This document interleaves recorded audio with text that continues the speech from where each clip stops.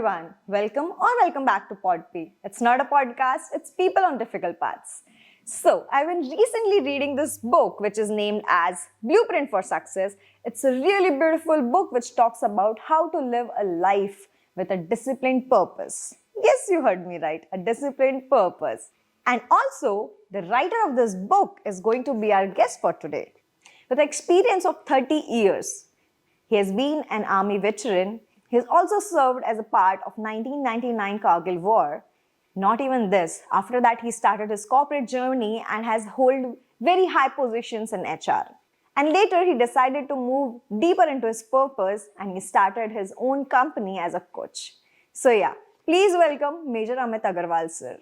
Hello, sir. Welcome to PodP. It's an honor to shoot this with you, first of all. Thank you so much for having me here. It's a pleasure to be here. Thank you. So, sir, starting from the very beginning of your journey, as we know that you have been a part of Army and you've also, fortunately or unfortunately, been part of Kargil 1999. How do you think that the situations you faced over there have built you in a form that the corporate has been working and how it helped you in corporate sector? Okay, so I think you gave a very good point, fortunate and unfortunate, so it was both. Unfortunate that it happened, Exactly. right? Unfortunate that neighboring country people dared to get into our territory and occupy it. Fortunate that I had the opportunity to participate in something that I'd been trained for. Exactly. Right? And trust me, all army officers wait for that moment in life where they get an opportunity to do what they've been trained to do, right? So from that perspective, it was fortunate. Unfortunate that it happened and we lost Exactly. so many great people. My coursemate, my senior. Anyways, that's a different matter. So coming back to the to what I learned and how it helped me per se. So two aspects I think which clearly stand out is leadership and resilience, right? Exactly. And when we talk about leadership, it's not day-to-day leadership that you see in a corporate world, right? What when I talk about leadership, what I mean is being calm in the face of chaos, right? That's the kind of leadership that I'm talking about. The other aspect is that people don't follow title. I mean, just because you have the rank of a captain or a major doesn't mean that people will automatically follow you.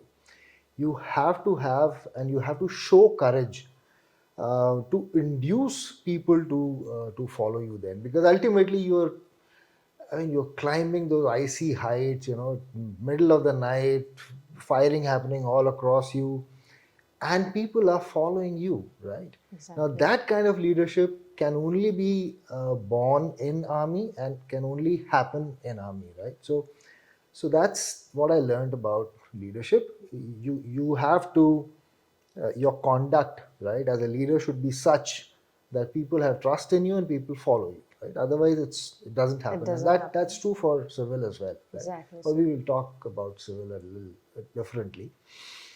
The other aspect is this whole thing about resilience, right? And so resilience is not just about being there, it's about being calm in the face of adversity, right? Showing up constantly again and again and again. Now, again, taking example of Kargil war, like I said, you are climbing those icy heights and there's firing happening. You don't want to do that, right? Naturally, you don't want to do that, right? Right. But then you have your mission, you have your focus, you have your men you're leading, and you have a purpose in front of you, right? That drives resilience, right? Or with resilience you drive your mission and purpose, right? That's how it happens. So resilience is not a one time incident, once and done wala scene nahi hota resilience mein. Resilience is showing up constantly again and again and again. It's not a personality trait. It's what you build over a period of time. Right? Exactly. And yeah, both leadership and resilience in that sense are great lessons that I've learned from the army, and I think they have hold me in great stead throughout my career in civil as such. So, sir, in army 5 years. That time short service Yeah, commission 7 years. used to be Yeah. 7 years. So, okay, the contractual period at that time was 5 years. Now it is 10 years. Yes. After that, you get a opportunity to either take a permanent commission or take an extension of 5 years or leave after 5 years, right? So I took an extension of 5 years, and then I did my MBA during the next 2 years, of course. And then after 7 years, I left. So that's what I did. Yeah. Okay. So, sir, as we see that a life of a person who is in army and a one who is in civil is very different. Like, you are always on that flight and fight mode, whatever is going to happen today, now, at every point. And we are always at a calm state that someone is there to take care of us. How that transition in your life, like, what were the challenges you faced in that transition? So, so one is I would kind of correct you here a little bit. I think from a leadership perspective, army teaches you to be calm, right? Because you have adversities happening at every moment. Exactly. It's as simple as the kind of situation you face when you're posted to a field area, let's suppose, right? Or for example, my first posting was to a high altitude area, Arunachal Pradesh, and at that point of time, there weren't even proper living accommodations available for officers, right? Let alone men, for officers even, right? So every step of the way, army teaches you resilience and to be calm in situation, because all situations are tough situations and there are no easy situations for you. No easy Right? So situation there. that's one aspect. Now the other aspect is, we talked about what is the difference that I saw. So when I moved from army to civil, I had a lot of problems, right? But those problems were not um, uh, competence problems, right? It is not that I did not have competence to, or army officers once they leave do not have competence to survive or thrive in civil. It is not like that. It is a cultural difference, right? And what I mean by cultural difference is कि यार army के अंदर तो one major difference is you have command and control system, right? Exactly. कि यार your rank gives you that authority to command, right? To expect people to do things, right? And to order people to do things. As against civil, if you ask people to move, you'll probably first have a discussion and then a PowerPoint presentation and then another discussion, and still people may not move, right? So therefore, the first lesson I learned is that while in army, command and control works, in civil, it is influence which works, right? So how you are able to influence people to follow you is what works in civil, right? Now that's a transition issue, that's a cultural issue that all army officers have to go through. Fortunately for me, I had some good mentors when I began my journey, and I had some early lessons, and I was able to settle down quickly. So that's one aspect. Now, the other aspect which I have noticed is that for anybody to learn and improve, what you need is feedback, right? कि यार मैं ये कर रहा हूँ, क्या मैं ये सही कर रहा हूँ? Especially if you are moving from a different environment to a different environment, right? तो जो मैं कर रहा हूँ, क्या मैं ठीक कर रहा हूँ? ना फौज में या आर्मी में तो फीडबैक इमिजिएट होता है ना? मतलब आप गड़बड़ करोगे तो मारे जाओगे, सीधी सी बात है. सिविल में मैंने ये देखा कि कॉर्पोरेट में कि पहली बात तो फीडबैक आते नहीं है, आते हैं तो वो घूम फिर के आएंगे, और अगर कोई डायरेक्ट फीडबैक दे भी देगा तो उसका देने का तरीका ऐसा होगा कि आपको लगेगा कि यार ये फीडबैक है या तारीफ है, क्या हो क्या रहा है. हाँ. So, so that's another difference which I see between Forge and Civil.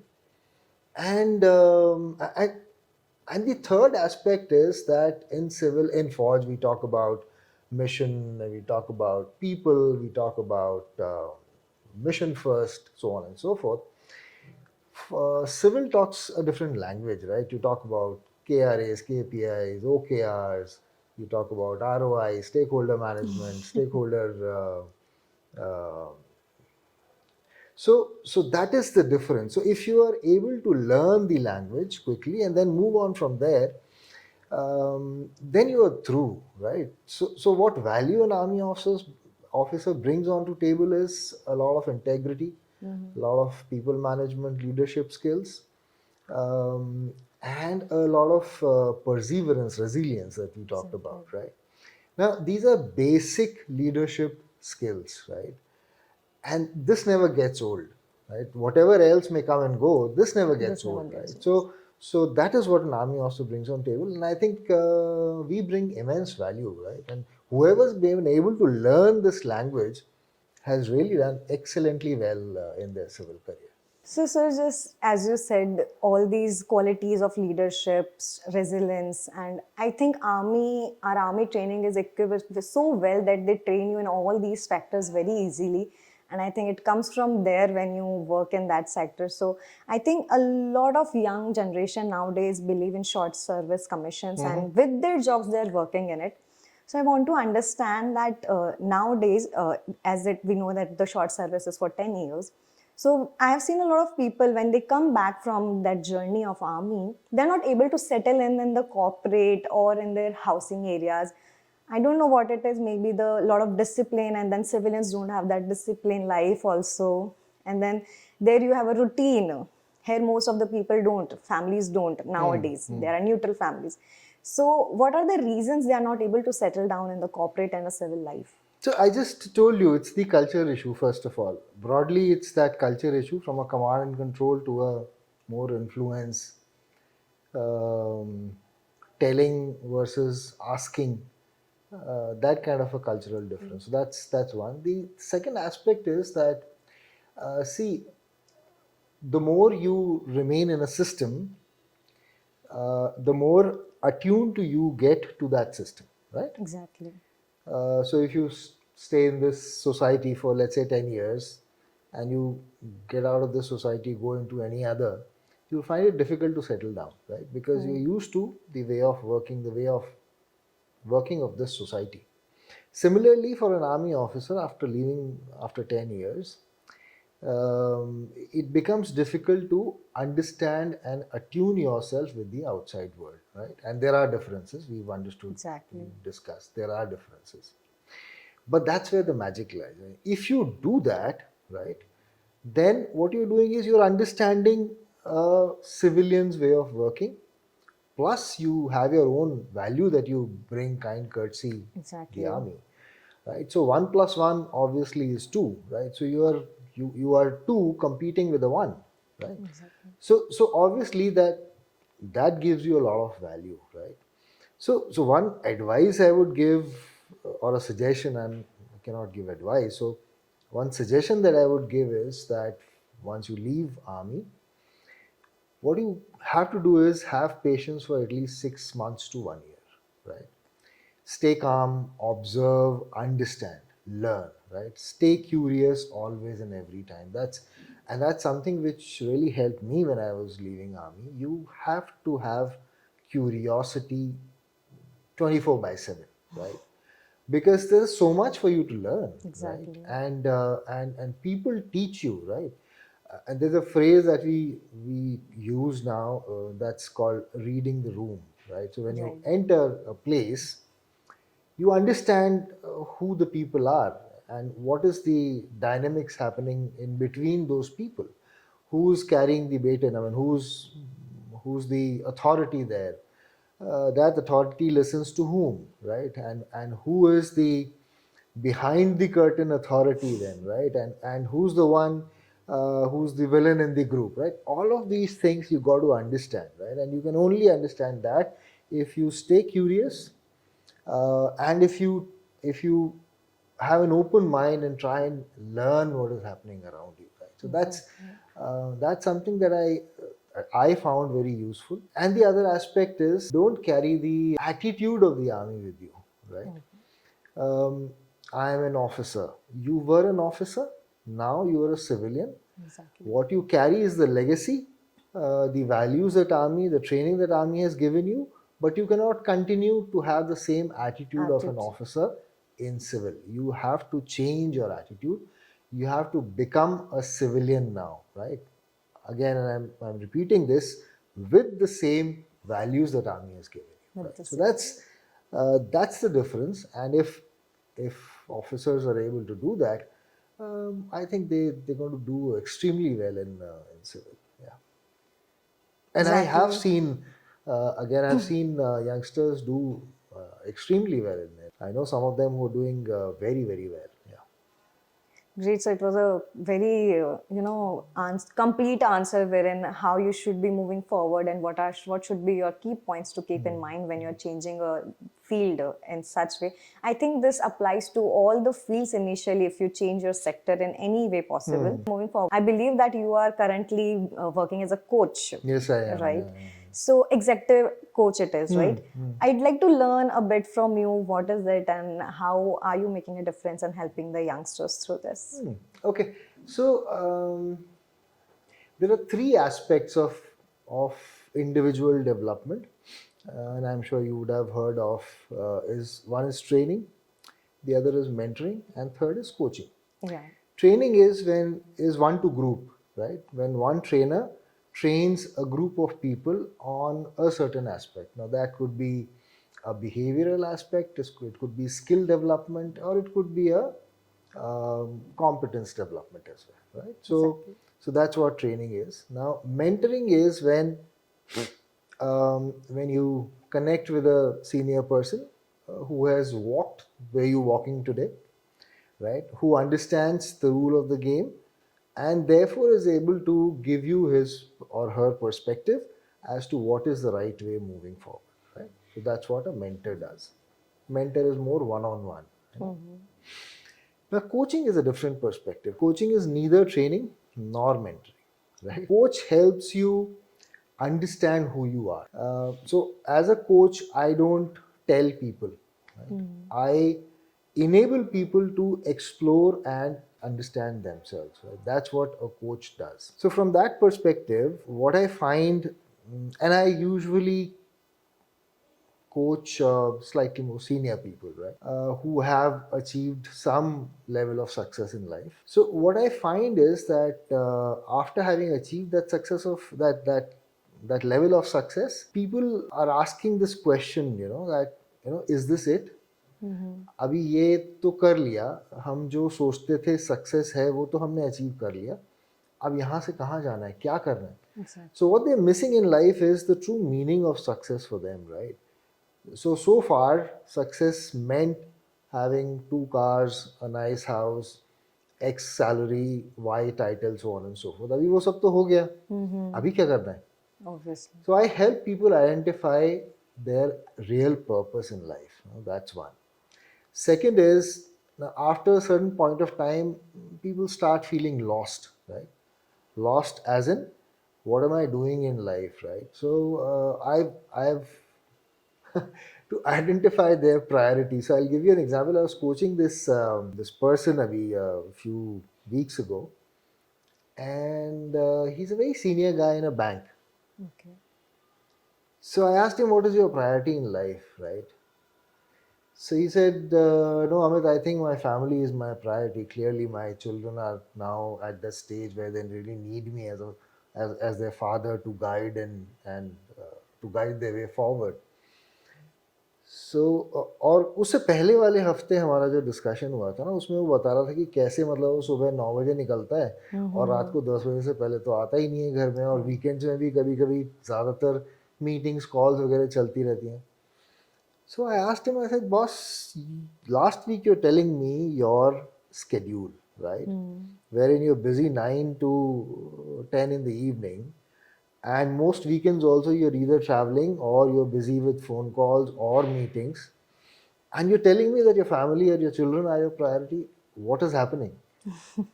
So he said, okay, Amit, let's finish this discussion here. I will get back to you. Okay. So I am now to get back to him and have the next level discussion कि भैया हो क्या रहा है, right? You're saying something else, you're doing something else. There is absolutely no match. So what is it that you need to change, right? So that is what a coach does. So typically, I would help you find your real path I would help you find the right direction when you get lost. I would help you find your purpose. I will help you find your priorities, and I'll help you um, get the right way to achieve those priorities. So, sir, how does this works? Like by talking, you get to know things about other people's life, their priorities, their interest, or do they need to do some exercises No exercises. You go to a doctor. Why do you go to a doctor? to get a diagnosis? To get a diagnosis, right? Yeah. So if you want to get a diagnosis, you will have to tell all the facts to the doctor, Yeah. right? Same goes with the coach, right? So there is something which is called coachability. So if you, for example, if you say that Amit, I need your coaching, and if I have a discussion with you and I get this feeling that you're not truthful and upfront with me, then I cannot coach you, right? Because till the time you open yourself like a book and invite me to read that book, I can't help you, right? And if I can't read you and know about you, how can I help you? Right? So therefore, or how can a doctor help you in that case? So that's what happens in case of a coach as well. Whether the person is coachable or not, that we are able to figure out within a discussion, right? And if the person is not coachable, then I would tell him upfront or her upfront that, boss, you're not open with me. I don't think this is going to work, right? Probably what you need is a mentor or a more formal training program. Because here I need you to be open with me, which you're not. I can't help you. So that's how typically it works. So, sir, what are these different purposes? Like, generally, when you grow up, you listen this only earn a certain amount, get a job, Yeah. get a car of your own house, a good lifestyle for your kids, get married. A blueprint is given Right, to right, everyone. right. And I think everyone works towards that only for the initial stages. What is this purpose, this long lived purpose that everyone is finding? And today I hear youngsters even speaking, I want to know the purpose of my life, then I'll decide what I have to do. Right. Let me ask you, what do you hate doing? Let me ask you that. Of all the things that you do through the day, professionally, I'm not talking about कि रोटी बनाना सबसे खराब लगता है. But yeah, professionally, what do you hate doing? Sitting in front of screen, Sitting in front of screen. Okay, great. And what do you love doing? talking to new people, meeting new people. मतलब why meeting new people? Um, क्या? I think I can communicate and I can, learn more things about different people and then maybe I could apply into my life. It's like a learning every time. And sitting in front of computer, I feel like, what am I doing in this? So, since college, where I've been in spaces wherein working with NGOs and very like a social circle and all those things. So Okay. now sitting in front of computer is something that I hate. Okay, great. So, like you said, um, working with from a social perspective is what Yes. you like, right? That's what gives you kick. Purpose is nothing but something that gives you kick, right? In your generation language, something that gives you kick is what your purpose is, in a very rough sense, right? Of course, you need to dig deep, understand what is it that really gives you that kick, or gives you that pleasure, gives you that joy, and then refine it further. It's a process, right? It's a process. So when I underwent this process about 15 years ago, um, my purpose of life that I came up with is to help people become successful, right? And I could clearly see that whatever I've done so far and whatever gives me pleasure resonates with this purpose, right? I have led various teams, right, across large, small, mid-sized organizations. Most of my team members today are heads of HR at various places, Okay. right? Not just in India, but abroad as well. And that gives me utmost pleasure. Nothing gives me as much pleasure as this feeling that, and all of them, even those that did not contribute in their growth as much, even they call up and tell me, sir, आपने ये सिखाया था, and therefore we are where we are today. And there's nothing which gives me more pleasure than that, right? So So I could connect my purpose with what gave me or gives me pleasure in my life, right? So that is how purpose is. Now, it is not that purpose is static. Purpose is not static. Purpose also evolves as you evolve as a human being. So, when I started my career, perhaps my purpose was different. At that time, my purpose was whatever everybody's purpose is. कि यार Purposes. पैसे कमाओ, गाड़ी खरीदो, घर खरीदो, शादी करो, yeah, whatever the order is, right? So that was also my purpose. But then, as I grew, my purpose also evolved, right? At one point, I my purpose was to learn new things. And I think in those 5 years, I would have learned so many different things. I learned photography, I learned cooking, I learned drawing, I learned painting. I wanted to learn violin as well, but I just couldn't get time. So, your as you evolve as a human being, your purpose also evolves, right? And therefore, for a young person, the purpose may be slightly different, and for a slightly more older person, mature person, the purpose may be different. However, if you look at the overall backdrop of the purpose, that will not change, right? So if for a doctor, if their purpose is to help people, that will remain the The same. same. When you are young, you are seeing patients and you are helping those patients become better.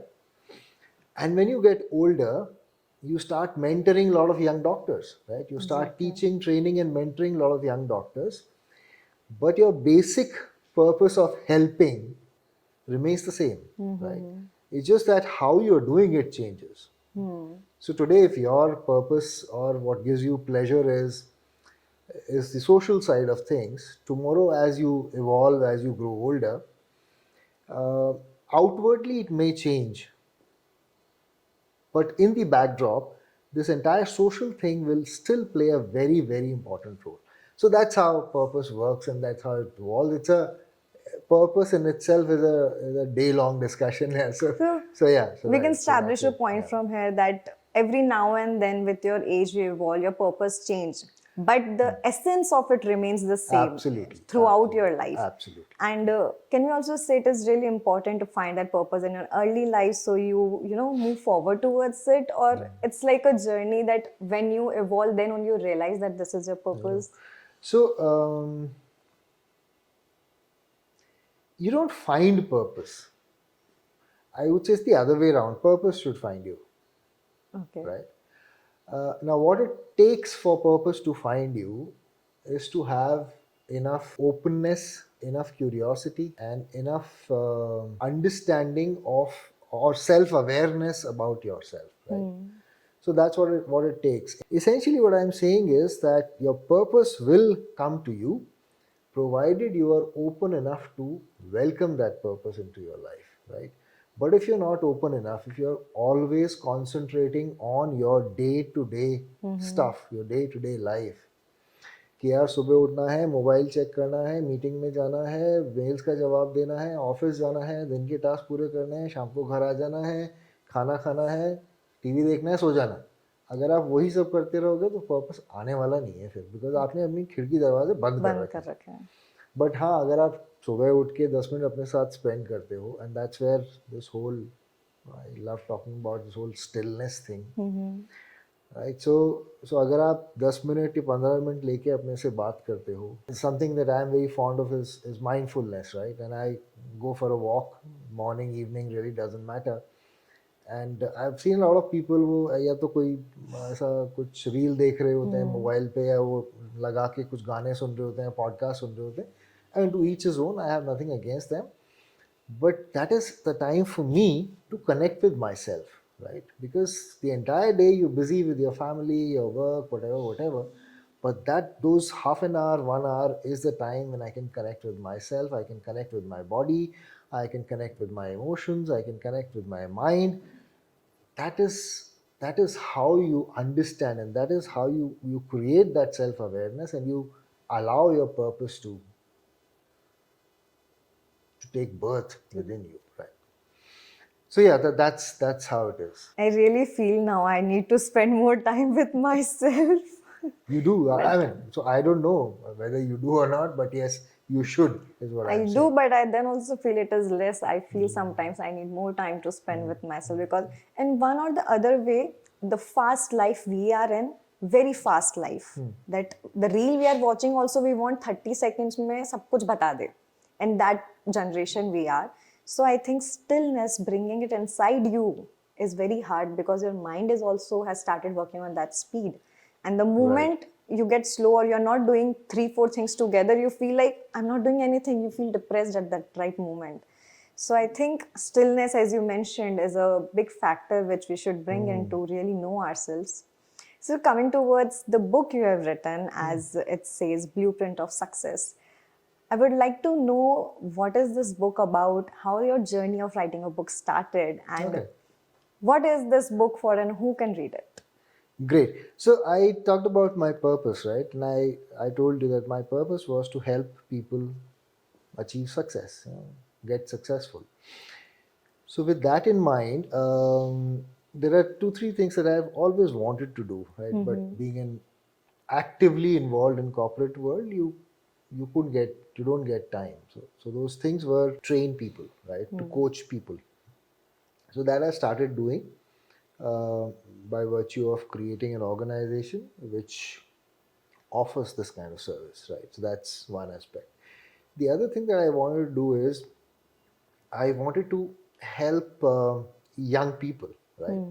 So young professionals, students, and people who kind of feeling lost and they really want to figure out what is their purpose in life is, or how and where they should move forward. So that's something that I wanted to do. And third is again related to helping people succeed. Is I wanted to write books, right? And of course, when you talk about helping people, it has to be a non-fiction self-help kind of a book. Exactly. Now that's that's where I'm coming from, and I started this company and started offering coaching training services. Along with that, I thought of writing a book, right, or books rather. Now, when you start thinking on the lines of writing a book, you have tons of experience in your life, right? 30 years of corporate 4G experience, and therefore a lot of learnings, a lot of lessons, and a lot of things that you can impart. But the challenge is how do you compile all of this into form of a book, right? Yes. So I was kind of fighting with this challenge for almost about a year. And then I was talking to this cousin of mine, and automatically, he said कि यार आप तो फौजी हो, discipline तो आपका, you know, is the byword that you live by. So why don't you write something on discipline? I said, यार discipline में आप क्या लिखोगे ना? Discipline है नहीं है नहीं है. So then I got thinking about this whole thing, and then came the idea of writing this book. And the purpose of writing this book is to help people who kind of feeling lost, who are saying कि यार मतलब अभी life में क्या है, is this it, Yes. or is there anything more? I want to achieve so much, this, that, and the other. How do I do that, right? Because it's not happening. I'm Exactly. feeling lost. So what do I do? So that is where, and this is how this book is meant to help those people, right? So it's not about youngsters, it's not about middle age or middle level professionals, it's not about senior professionals. Agnostic of that, it's for anybody who's feeling lost at any stage of their life and career. It's meant for them. And and yeah, it's this book is also not about those YouTube or Insta kind of hacks, right? Okay. कि आप 12 second में 13 second में 1 2 3 4 5 कर लो, life is sorted. It is not like that because I am not like that. Right? This book talks about the daily grind. But I was talking to this person the other day, youngster, and she said, "Okay, Amit, I want to improve my health. Right? That's what my focus is at this point of time. So how do I do that?" So I said, "Yeah, first of all, you got to understand that when you talk about health, it's not just your physical appearance. It's your mind, body, emotions, right?" Yes. So which part of health are you talking about? So she said that no, I'm talking about my physical aspect. I said, okay. So she said, how do I create habit? I said, you create habit by doing. So you do, and you will create a habit. So she says, what about discipline? I said, what do you mean by discipline? So she says, I think discipline is waking up in the morning every day at 5 o'clock and going to the gym. I said, well, that's also one form of discipline. But the other form of discipline is that you have to go out and do some form of exercise once a day. Right. That's discipline. If some morning you're feeling energetic enough to go to a gym and do rigorous gymming, do that. If some days you're not feeling or you don't have time in the morning, you only have time in the evening, that too you're tired through the day, go for a walk. Nobody's stopping you, right? Right. But you will do something or the other every day. Someday your body is feeling tired because you did a leg day yesterday. So today you do some yoga, some stretching, and that's it. So I said that's what discipline is. Discipline doesn't mean कि सुबह 5 बजे उठना ही उठना है और 5:30 बजे जाना ही जाना है. That's not discipline. Because anything which is not sustainable over a period of time cannot be discipline. Right. Everyone's body is different. Not everyone can be a Absolutely. morning person. Absolutely. But nowadays, I've seen this thing. If I cannot get up at 5 o'clock and do this, then I'll not do it whole day. I'll wait for next day to do it at that same time.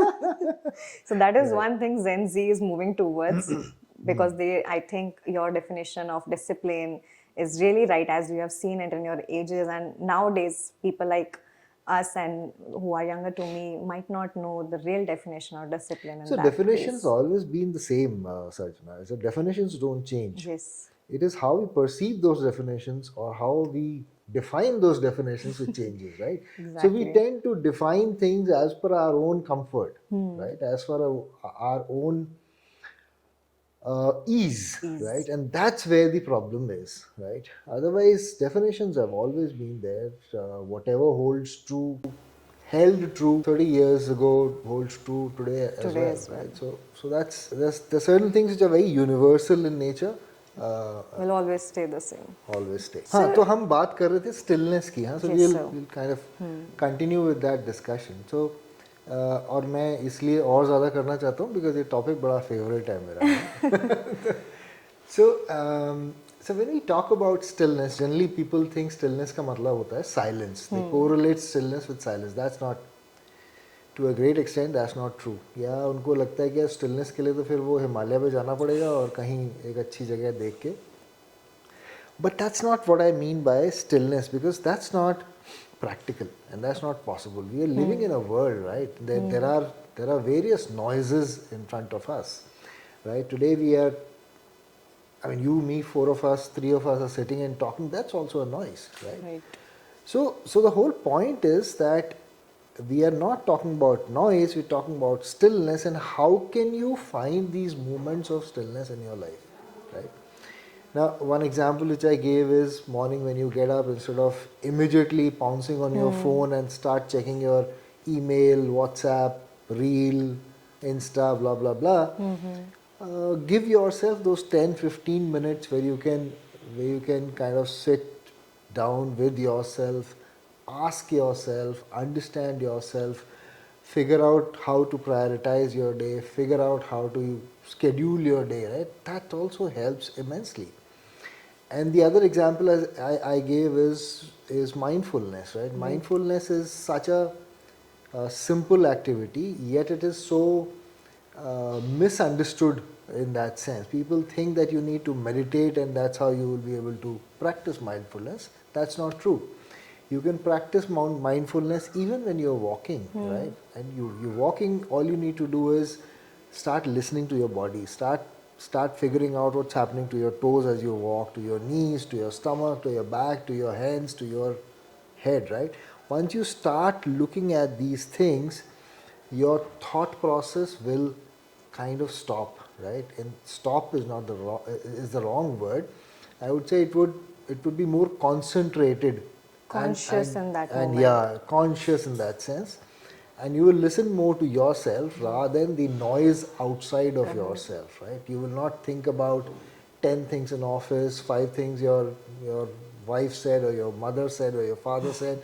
You will stop thinking about all those things. You will only be looking at yourself, and that is where magic happens. Right? Most of my grandest ideas, greatest ideas have come to me when I was not thinking about all of these things, and I was looking internally and talking to myself, right? And that is what I mean by stillness. Now you can find stillness anywhere you go, right? Not necessarily when you go for a walk. I mean, you could be in the kitchen doing something, you can still find stillness, right? You could be watching TV, you could switch off the TV, sit down with yourself for 10 minutes, take a break, that's stillness. So basically, stillness in being aware of your thoughts rather than having your outside world thoughts keeping your inner thoughts away from you, and you're not able to hear them. I'm not talking about thoughts at all, Okay. right? For, for magic to happen, you have to be thought free, right? Now, those thoughts can be external thoughts, those thoughts can be internal thoughts, right? Right. Any form of thought. So, what is mindfulness? Right? So, mindfulness is when your mind is free of everything else, it only has here and now. What is happening here and now? Now. Right? That is what is the true state of mindfulness. Now, here and now, you're not thinking about what your father said, what your mother said, what your office colleague said, what your wife said, what your daughter said. You're not thinking about all of those things. You're only thinking about what is happening now. I'm sitting on this sofa. The sofa is very pleasant. The sponge here is pretty good. How's my right thigh feeling? How's my left thigh feeling? Is there a drop of sweat trickling down my forehead? That is the state of mindfulness. Now, in that state of mindfulness, there is no thought. There is only consciousness of what is happening to you right now. Once you reach that stage, then when you open your mind, that is when magic happens. Right? That is when you will realize fantastic thoughts coming into your mind. You will really achieve the next level of consciousness, if I may say so. Yeah.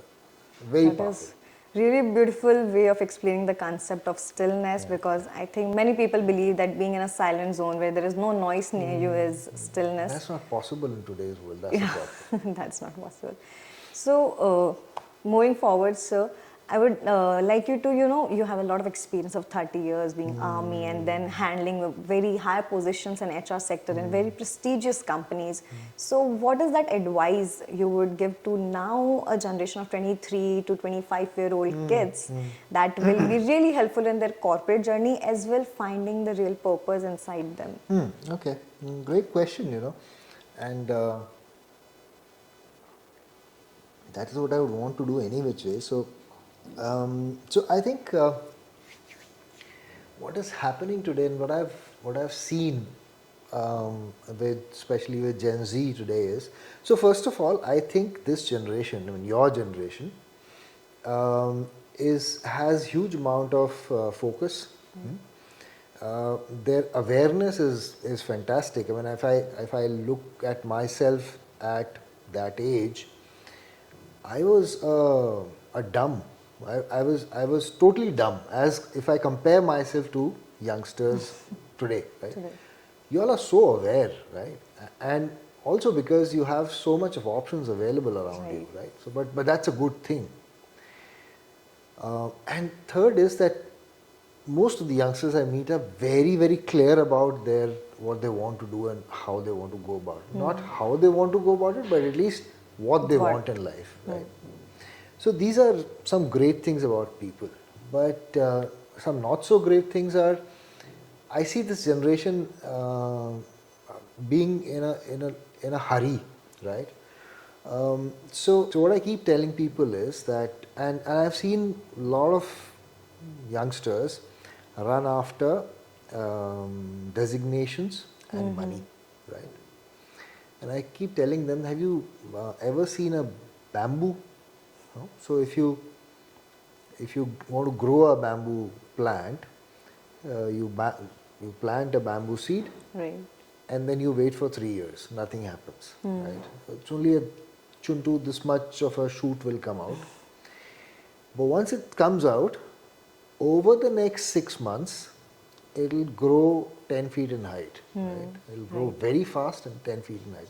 Now, how's that possible? Because over the period of these 3 years, that bamboo has really grown its base, Base, right? Its roots. Right? Now, once it is developed that root system, its base is strong, then it can grow up very fast.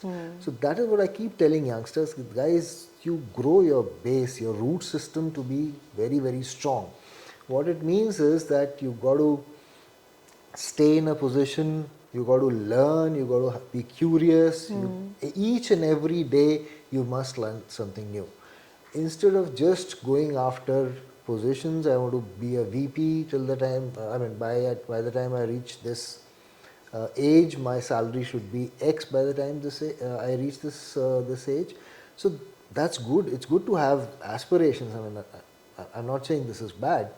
All I'm saying is that you're not spending adequate time to grow your roots, right? Without that learning, without that strong base, even if you grow, you will not be able to sustain yourself. And that's what typically what has happened with this entire technology ecosystem today. If you look at it, people were growing like crazy. As I've seen very average coders growing 3 level in terms of designations and in terms of salaries in a year, right? And anytime you talk to a techie, he will say that, this is my salary, he will double the amount, this is what I want, and I already have an offer for little less than this amount. So if you want to give me this much, I'll come, else I'm going to that. Right, that is the trend. And but that trend continued for about a couple of years, and today that is not the trend, right? Because the world has also realized that this kind of growth is not sustainable. Otherwise, there is no sense of sending jobs to India. With that kind of cost, you can do it in US or Canada. Canada is cheaper than US, and you have a huge Indian techie diaspora in Canada. So instead of migrating those jobs to India, you can give it to Canada, right? So that's not sustainable. So people need to understand that you don't run after position, you run after responsibility, right? Because once you have understood and once you have created your depth of knowledge, salary, designations, all of that will follow. That's not going anywhere. It will follow any which way, right? So that's the first aspect. Create depth instead of height. Grow your root system very strong, and designations and salaries will follow. The second aspect is I've seen that this generation is not very open to feedback, right? You try and giving them feedback, the first thing they'll come back to you is that no, you are a different generation, you will not understand us. Fair enough. And second is that feedback is taken as a personal attack. Right. While that is not the case, right? And I've in the last organization that I was working for, the youngest team member was just about 22, right? And so I used to kind of deliberately sit down with her and understand, where this gap in mindset is. Right. And I realized that we were constantly told by our parents, that guy is better than you, right? If you do this, you will get that, right? So criticism was inbuilt into our psychology, right? So we were all the time getting feedback. Right. Now today's generation, unfortunately, from a very young age, is told something else. It told the reverse. You're so good. You're excellent, right? You're doing so well, right? You are great in this aspect. Right? Not so great in that aspect, nahi hai. Great in this aspect. So what has happened in the bargain is that you've developed a lot of self-confidence, which is great, fantastic, right? But you are not open to any constructive feedback or improvement related feedback. Now that is where the problem is, because there is always scope for improvement. There are tons of things that you can improve upon, provided you're open to listening to that feedback. Right? Maybe So that's also a reason that all these big companies are, hiring people, but they are, leaving them, asking them to leave in mass also. Like a lot of new generations have been hired, but within a month or two, they all are being asked to resign. yeah, so what is happening again is, as far as this area is concerned, is that uh, this generation is very focused. Right? They're very good in the area they're good in, right? But that's not how corporate world works, right? To a certain level, it works that way. So you've joined the organization as a coder, you are coding, but if your aspiration is to remain a coder and continue coding for the rest of your life, there is absolutely no problem. You can continue doing that. But obviously you want to grow also, you want to have more salary, you want to increase your designation. That is where a lot of other aspects of corporate working comes into play. That is where the soft skills come into play, right? And I'm not talking about communication skills and all of that jazz. I'm saying, how do you so tomorrow if you want to grow, if I'm your manager, I'll tell you, you handle your team, right? And become a team leader, right? That's the next level role that I have for you. And if you can't handle your team, then there's no role for you then, and there's no next level role for you. So to handle your team, there are 1, 2, 3, 4 things that you need to do. But you need to learn those things, right? You need to be open enough to learn those things. If you're not, then you will never be able to grow.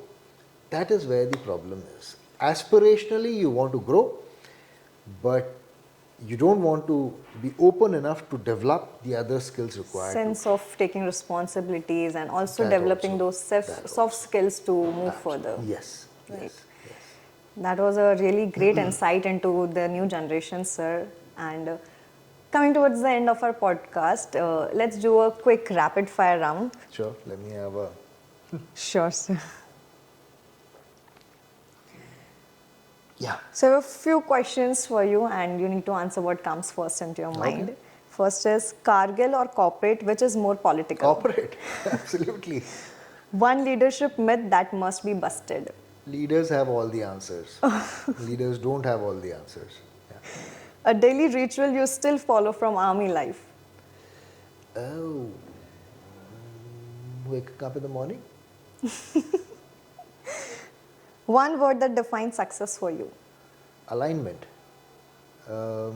Alignment between my values and my priorities and what success means to me. All of this alignment, right? One thing civilians should learn from soldiers. Oh, discipline, any day. That is a big issue of our generation and maybe everyone. Any generation. Discipline. Any generation. So I recall when I, after having worked in Forge for some time, used to come home during holidays. And so this whole discipline thing, in our household, my father was, he's no more with us now, but he was an engineer, and he was an engineer in the railways. Very disciplined guy, right? And so a couple of things that he taught me, and I still hold those close to my heart. And it is not about, so my dressing will always be immaculate, right? So depending on the occasion, I'll be appropriately dressed. My vehicle has to be neat and clean, well maintained, right? Now, if you look at this, it seems very transactional, right? Yeah. It is not transactional. So, if you dress up well, what it means is that you're prepared to face anything that comes your way. Right. So, it's dressing well is not just about the outward dressing well, it's about your mindset, that you're ready for come what may. I am ready. I am absolutely anytime, right? Now, your vehicle is always well maintained, neat and clean, which means that you will never adverse situations may come, but then from a movement perspective, you're always ready, right? And because of that, you will never fail or you will never face problem, right? So those are lessons that were inbuilt. So I never faced much of a problem as far as discipline goes because my dad was a Thakur any which way. So you've been born with discipline in you. Yeah, whenever he was around. Most of the times good for me he wasn't, but yeah, whenever he was around. It was great having you, sir, and there are a lot of life lessons today I've learned from you, and looking forward to read your book to learn more and maybe staying connected forward Thank you so much. for all Thank the you so things. much. Lovely being here. Thank you so much, Sarjana, for giving me this opportunity to come and talk to you. Absolute pleasure. Thank you so much, sir.